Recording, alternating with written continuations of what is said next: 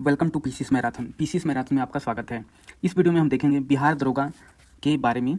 बिहार दरोगा का बहुत जल्द वैकेंसी आने वाला है सब इंस्पेक्टर का 2024 के लिए, तो आप लोग अच्छे से लगे रहिए। ये वैकेंसी बहुत ही जल्द आपको देखने को मिलेगा।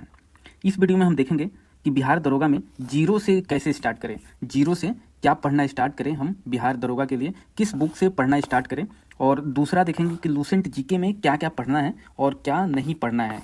तो इन दो टॉपिक पे इस वीडियो में बात किया जाएगा।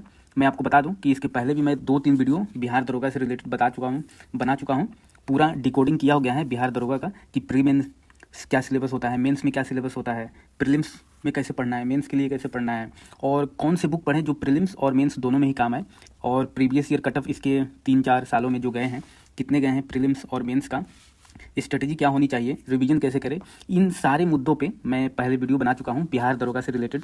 तो अभी तक आपने वो वीडियो नहीं देखा है तो इस वीडियो के डिस्क्रिप्शन में उसका लिंक मिल जाएगा, या आप चैनल के प्लेलिस्ट में जाके बिहार एसआई का एक मैंने प्लेलिस्ट बनाया हुआ है, तो उसमें जाके आप सारे जो भी पहले बिहार एसआई से रिलेटेड वीडियो बने हुए हैं तो वहाँ जाके आप देख सकते हैं।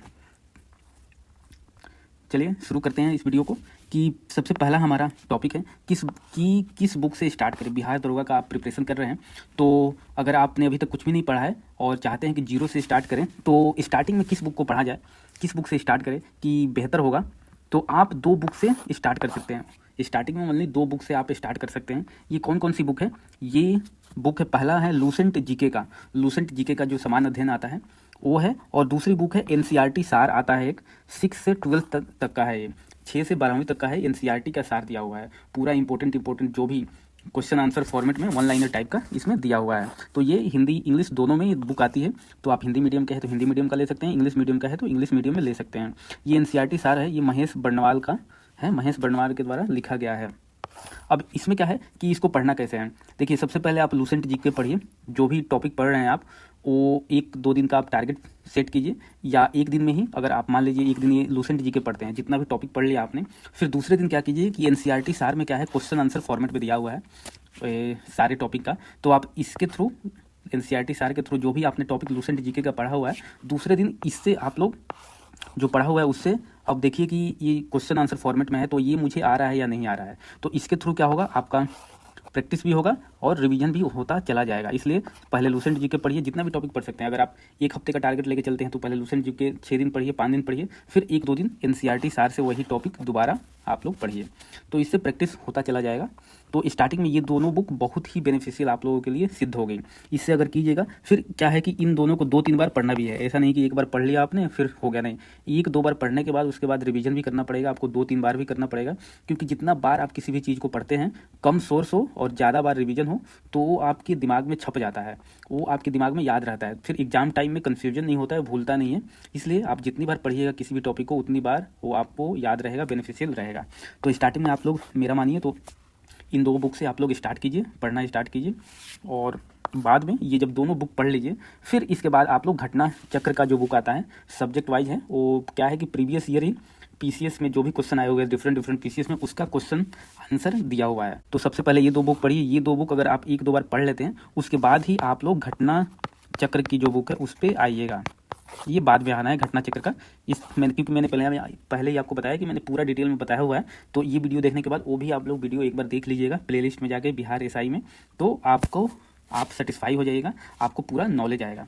तभी मैं बोल रहा हूँ ये दोनों बुक पढ़िए, इसके बाद इस पर शिफ्ट होइएगा, तो इससे प्रैक्टिस भी हो जाएगा, और डिफरेंट पीसीएस में जो क्वेश्चन आए हैं वो भी आपको पता चलेगा कि किस टाइप का क्वेश्चन पूछे जाते हैं। फिर आप लोग पीवाईक्यू इसका कीजिएगा, जो बिहार एसआई का पीवाईक्यू है, 4-5 सालों में जो भी 4-5 बार हुए हैं उसका पीवाईक्यू कीजिएगा। फिर आपको मालूम चलेगा किस टाइप के क्वेश्चन आते हैं और किस एरिया पे मुझे फोकस करना है, अपने आप पता चल जाएगा। बाकी मैं बाद में भी वीडियो ले आऊँगा।